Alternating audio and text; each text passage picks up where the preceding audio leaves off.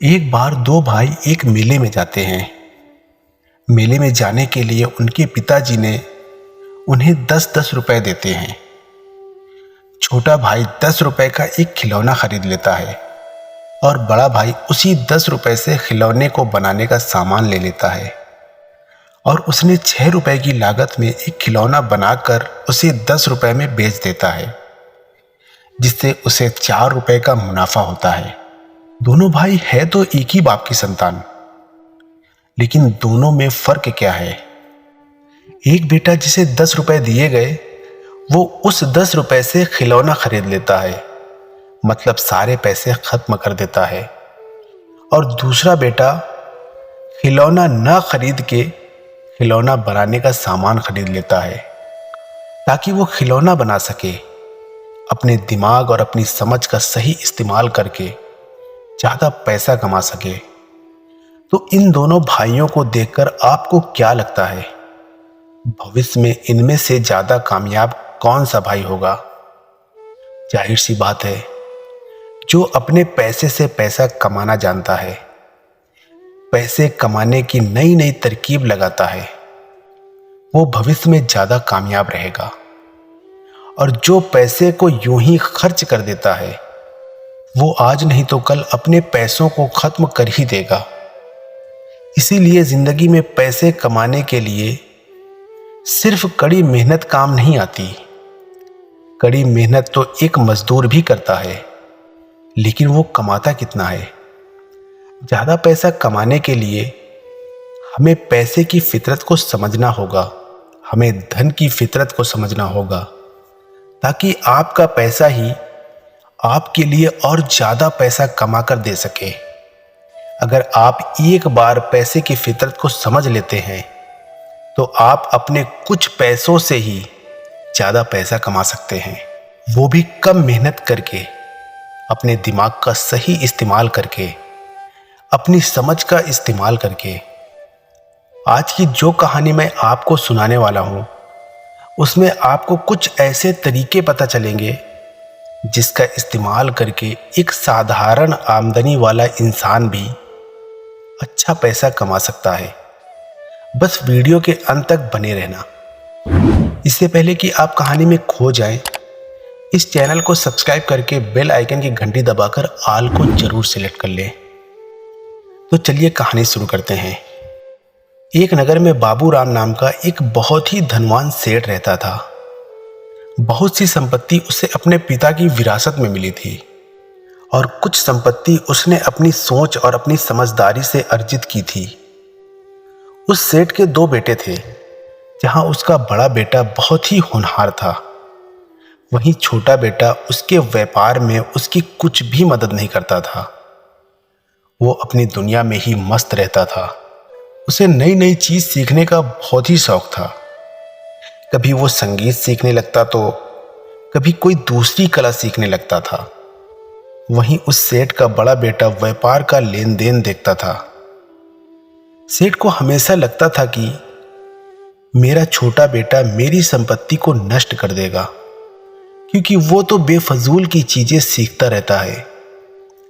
वो अपने बड़े भाई से कुछ क्यों नहीं सीख लेता? ये बात उसके मन को बहुत आघात पहुंचाती थी कि मेरा छोटा बेटा अपने जीवन में क्या करेगा, कैसे वो अपने जीवन में उन्नति करेगा और कैसे ऊंचाई को हासिल करेगा। एक दिन उसने अपने दोनों बेटों को अपने पास बुलाकर कहा कि ये धन संपत्ति मैंने बहुत मेहनत से खड़ी की है, लेकिन जब तुम मेरी संपत्ति का सही उपयोग नहीं करते तो मुझे बहुत दुख होता है। तुम अपने बाप की हालत को क्यों नहीं समझते हो?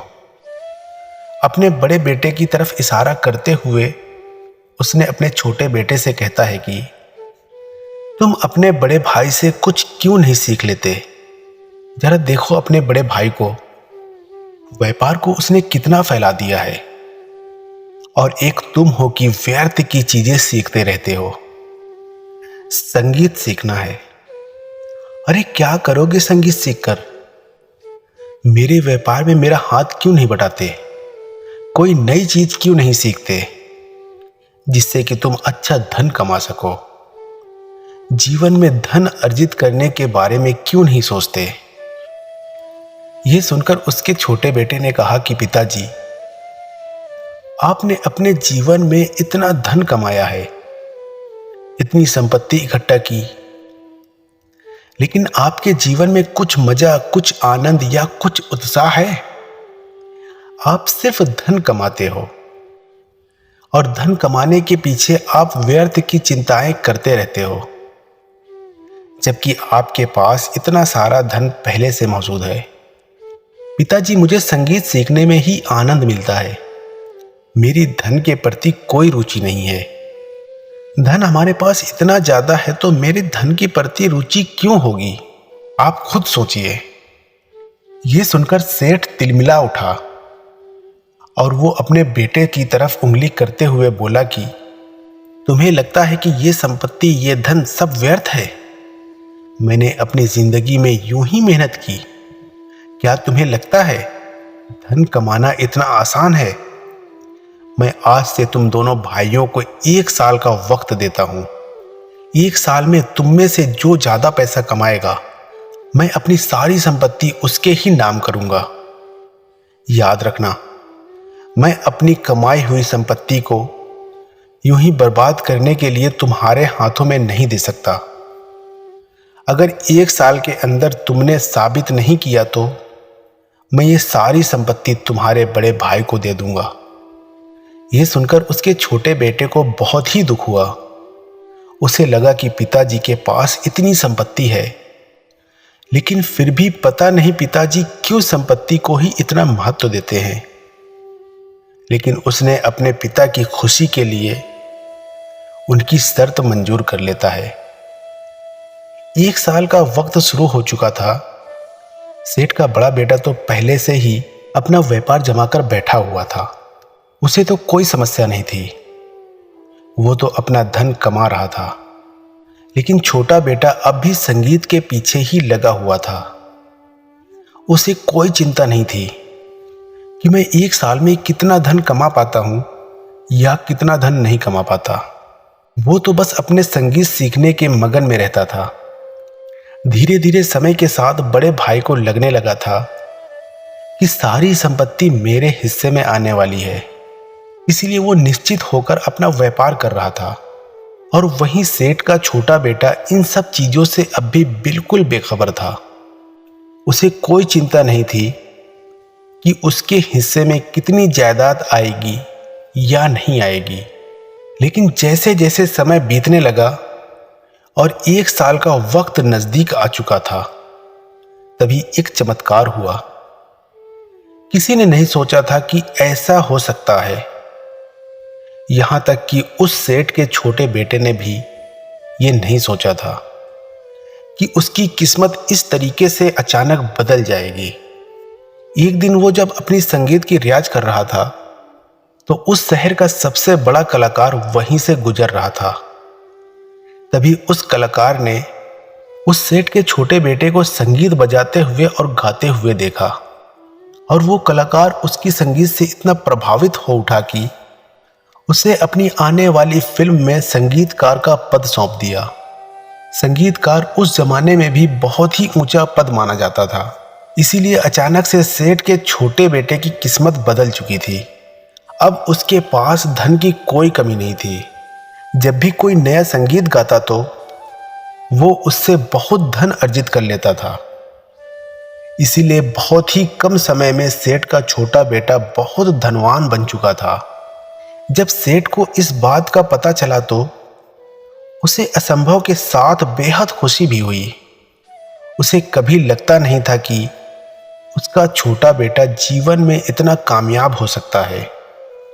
लेकिन अपने छोटे बेटे की कामयाबी की वजह से सेठ को अपने सिद्धांतों पर शक होने लगा था। उसने जो धन कमाने के सिद्धांत बना रखे थे, वो सारे सिद्धांत ढह गए थे। उसने सीखा था कि जीवन में अगर धन अर्जित करना है तो कड़ी मेहनत करनी पड़ेगी। लेकिन उसके छोटे बेटे ने यह साबित कर दिया था कि बिना मेहनत किए धन अर्जित किया जा सकता है।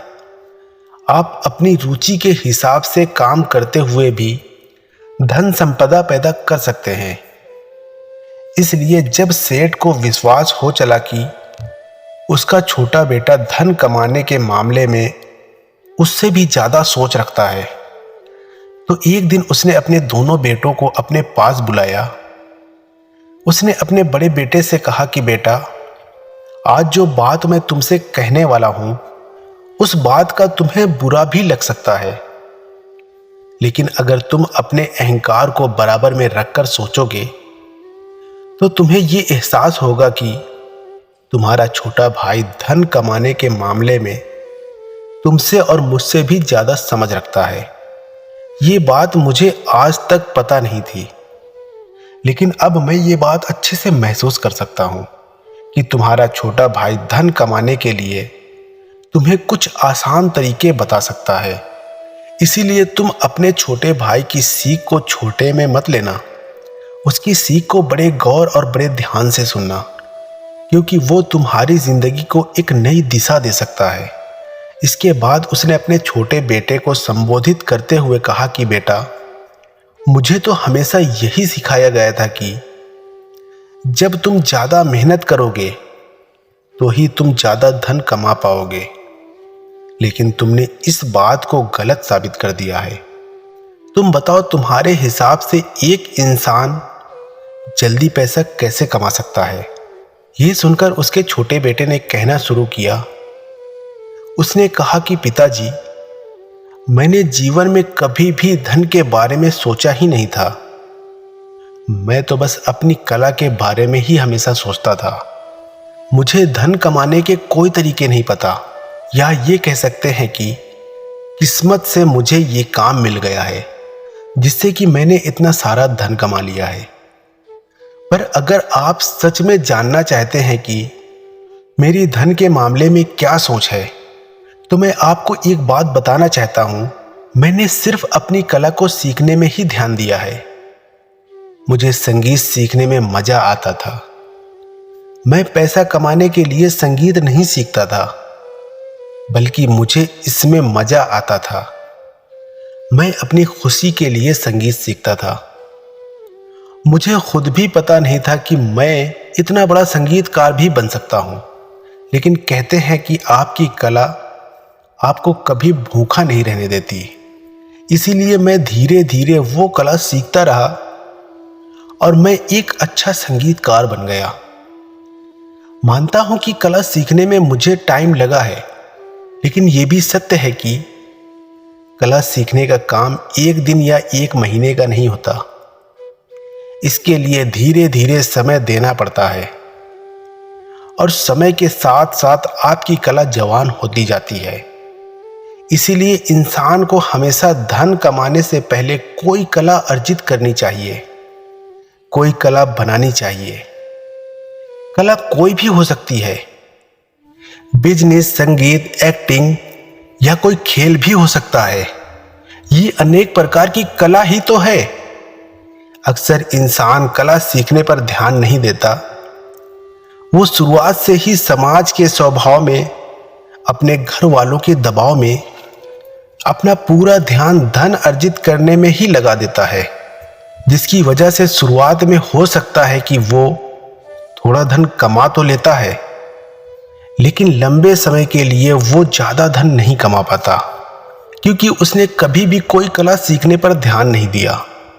पिताजी, इससे एक बात और निकलकर सामने आती है कि कभी भी धन कमाने के लिए कोई शॉर्टकट नहीं अपनाना चाहिए।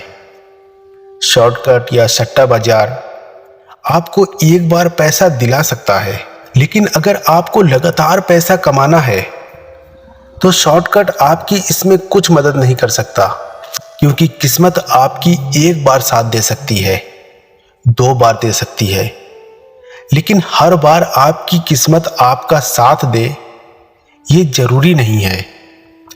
इसीलिए ना ही शॉर्टकट अपनाओ और ना ही अपनी किस्मत के भरोसे बैठो।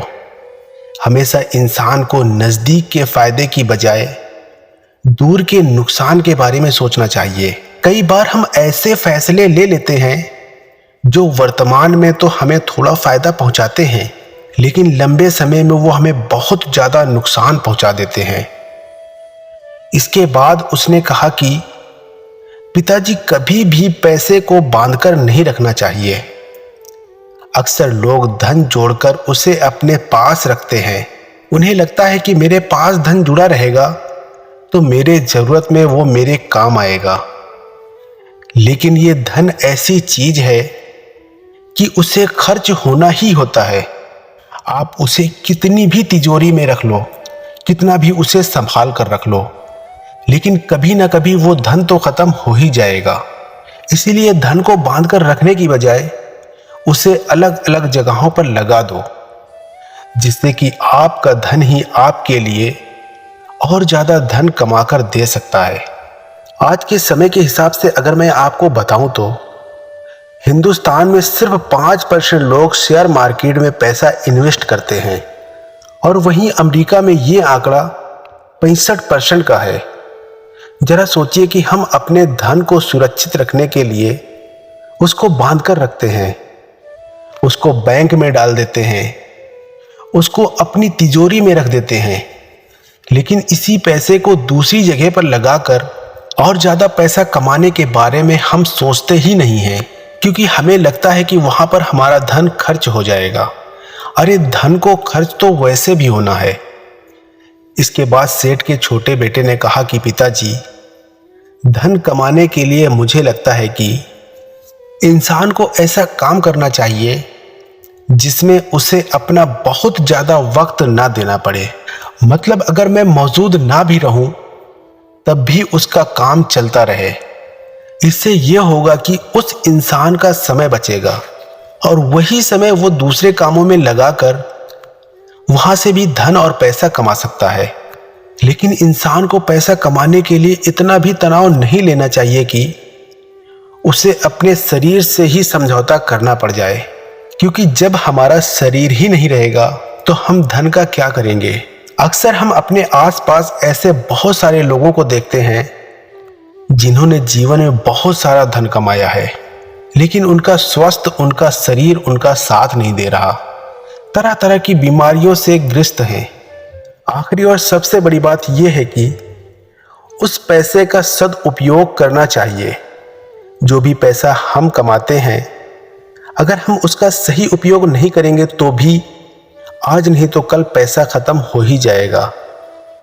इसलिए जो पैसा दूसरों की मदद के लिए या दूसरों को काम देने के लिए खर्च किया जाता है, वो पैसा खत्म होने पर भी आपको दुख नहीं होता। अगर ईश्वर ने हमें धन दिया है तो हमें ऐसा काम करना चाहिए ताकि हमारे जरिए दूसरे लोगों को भी काम मिल सके, दूसरे लोगों का भी जीवन सुधर सके। आखिर में एक बात कहना चाहता हूं कि पैसा तो सब कमाना चाहते हैं और वो भी आसान तरीके से, लेकिन कमा बहुत कम लोग पाते हैं। इसीलिए हमेशा किसी कला को सीखने पर ध्यान देना चाहिए। जितने भी फिल्म सितारों को हम देखते हैं, जितने भी क्रिकेटर को हम देखते हैं, उन्होंने अपने जीवन काल में बहुत मेहनत करते हैं। उनके शुरुआती दिनों में उनके पास कोई पैसा नहीं होता, लेकिन उन लोगों ने अपनी कला को सीखना जारी रखते हैं और लंबे समय तक कला को सीखने के बाद उसका परिणाम उन्हें मिलता है और फिर वो लोग बहुत कम समय में बहुत ज्यादा धन कमा लेते हैं। लेकिन ये एक दिन या एक महीने का काम नहीं होता, इसके लिए हमें टाइम देना पड़ता है। और अगर आप कोई कला अर्जित कर लेते हो तो पैसा आपके पीछे पीछे भागेगा, लेकिन अगर आप पैसे के पीछे भागोगे तो आप भागते ही रह जाओगे, लेकिन आपकी दौड़ कभी पूरी नहीं होगी। इसीलिए किसी भी कला को सीखना आज से ही शुरू कर दो। कला कोई भी हो सकती है, शेयर मार्केट, कोई स्पोर्ट या कोई बिजनेस, ये सभी कला ही तो होती हैं जिनके द्वारा हम अच्छा धन अर्जित कर सकते हैं, हम अच्छा पैसा कमा सकते हैं। इसीलिए कहता हूं, पैसों के बारे में सोचना बंद कर दो, पहले कला सीखो, पैसा अपने आप आ जाएगा। तो दोस्तों, कैसी लगी ये कहानी आप लोगों को कमेंट करके जरूर बताना। वीडियो अच्छी लगी हो तो वीडियो को लाइक और चैनल को सब्सक्राइब करके बेल आइकन की घंटी दबाकर ऑल को जरूर सेलेक्ट कर लेना। फिर मिलेंगे कोई अच्छी सी कहानी लेकर। तब तक के लिए आप अपना रखिए ख्याल और हमें दीजिए इजाजत। जय हिंद, जय भारत।